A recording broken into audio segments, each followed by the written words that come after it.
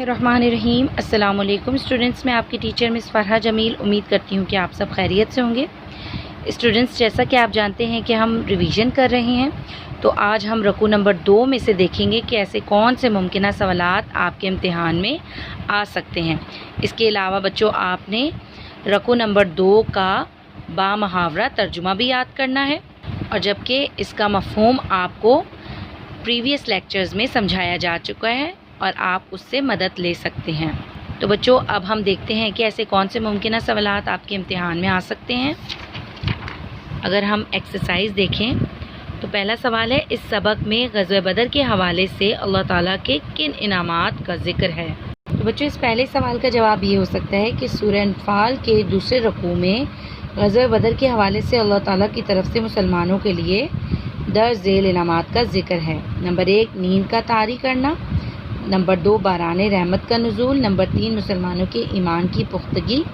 Number 4، فرشتوں کا نزول۔ نمبر 5، کفار پر روک طاری کرنا۔ نمبر 6، دشمن کی آنکھوں میں ریت پڑنا۔ اب بچوں، اس کے دوسرے سوال کیا ہے کہ کفار کے ساتھ مقابلے کی صورت میں سورہ انفال کی ان آیات میں کیا ہدایت دی گئی ہیں؟ یعنی رکوع نمبر 2 میں کفار کے ساتھ مقابلے کی صورت میں کیا ہدایات دی گئی ہیں؟ تو بچوں، اس کا جواب یہ ہو سکتا ہے کہ کفار کے ساتھ مقابلے کی صورت میں مسلمانوں کو حکم دیا گیا کہ وہ بہادری اور جمع مردی کے ساتھ دشمن کا مقابلہ کریں، کیونکہ جب اللہ کی مدد ان کے ساتھ ہے تو انہیں دنیا کی کوئی طاقت نقصان نہیں پہنچا سکتی۔ اس کا مقابلہ کریں، کیونکہ جب اللہ کی مدد ان کے ساتھ ہے تو پھر ان کو دشمن کی ظاہری شان و شوکت اور کثرت تعداد کو ہرگز خاطر میں نہیں لانا چاہیے، اور مسلمانوں کو حکم دیا گیا کہ وہ میدان جنگ میں کسی طرح کے حالات میں بھی پیٹ نہ پھیریں، بلکہ ثابت قدمی کے ساتھ مردانہ وار مقابلہ کریں۔ اور بچوں، ان آیات میں یہ بھی بتایا گیا کہ مسلمانوں کو میدان جنگ میں صرف 2 صورتوں میں پسپائی اختیار کرنے کی اجازت ہے۔ نمبر 1، کہ جب وہ جنگی چال کے طور پر پیچھے ہٹ رہے ہوں اور وہ پلٹ کر کفار کے لشکر پر حملہ کرنا چاہتے ہوں۔ نمبر 2، جب کوئی مجاہد لڑائی کرتا ہوا دشمن کی فوج میں آگے تک نکل جائے تو وہ اپنے دستے کے ساتھ واپس ملنے کے لیے پیچھے ہٹے، اس کے علاوہ انہیں پیچھے ہٹنے کی اجازت نہیں ہے۔ بچوں، اس کا تیسرا سوال کیا تھا کہ کفار کو خطاب کرتے ہوئے ان آیات میں کیا تنبیہ کی گئی تھی؟ تو بچوں، اس کے پیچھے کیا واقعہ تھا کہ ابو جہل نے دعا کی تھی کہ اے اللہ، ہم میں سے جو حق پر ہے اس کو فتح نصیب کر۔ لہٰذا اس سورہ مبارکہ میں کفار کو مخاطب کر کے یہ فرمایا جا رہا ہے کہ تم لوگ حق کی فتح چاہتے تھے، اب میدان بدر میں فیصلہ ہو چکا ہے کہ جو گروہ حق پر تھا وہ فتح پا چکا ہے، اور جو گروہ حق کی راہ روکنے کی کوشش کر رہا تھا اسے شکست ہو چکی ہے۔ تو بچوں، اللہ پاک نے کفار کو مخاطب کرتے ہوئے فرمایا کہ تمہارے اپنے معیار کے مطابق اب فیصلہ ہو چکا ہے کہ کون حق پر تھا اور کون حق پر نہ تھا۔ اب تمہارے حق میں بہتر یہ ہے کہ تم آئندہ اس سے، یعنی اس طرح کی ریشہ دانیوں سے باز آ جاؤ اور حق کا راستہ روکنے کی کوشش ترک کر دو، اور اگر پھر بھی تم باز نہ آئے اور اللہ اور اس کے رسول کی مخالفت میں دوبارہ سے اپنی ریشہ دانیاں شروع کر دی تو اللہ کی طرف سے تمہیں پھر اسی طرح کے شدید ترین عذاب سے دوچار ہونا پڑے گا۔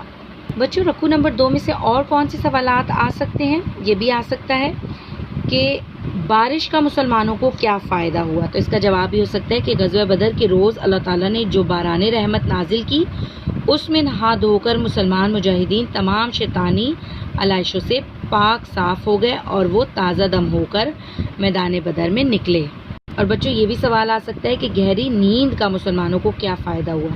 گہری نیند سونے سے مسلمان کفار کی تعداد اور جنگی ساز و سامان کی کثرت سے مرعوب نہ ہوئے اور سکون کے ساتھ رات بسر کی۔ اگلی صبح وہ حشاش بشاش اٹھے اور کفار کے ساتھ مقابلے کے لیے تیار ہو گئے اور کفار کے سامنے صف آرا ہو گئے۔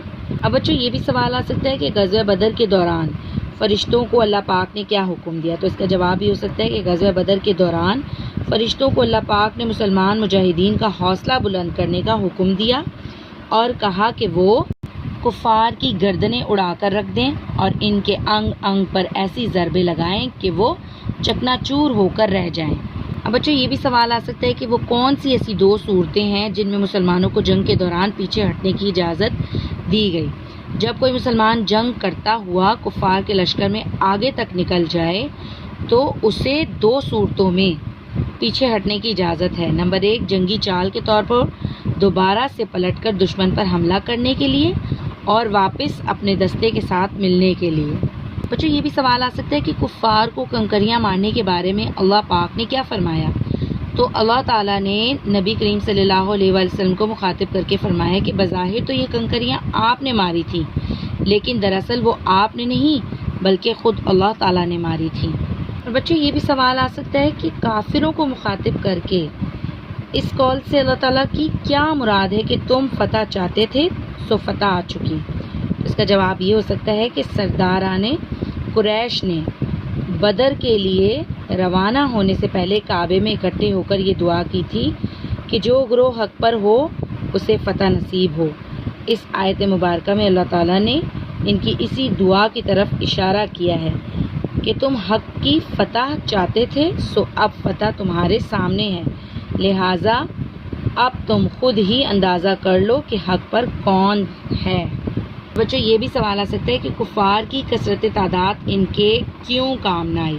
اس کا جواب ہے کہ میدان جنگ میں فتح کا دار و مدار اللہ تعالیٰ کی نصرت و حمایت پر ہوتا ہے۔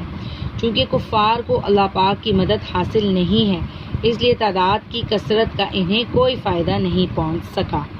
اب بچوں آپ نے ان سوالات کی تیاری کرنی ہے اور رقو نمبر 2 کو با محاورہ ترجمے کے ساتھ یاد کرنا ہے۔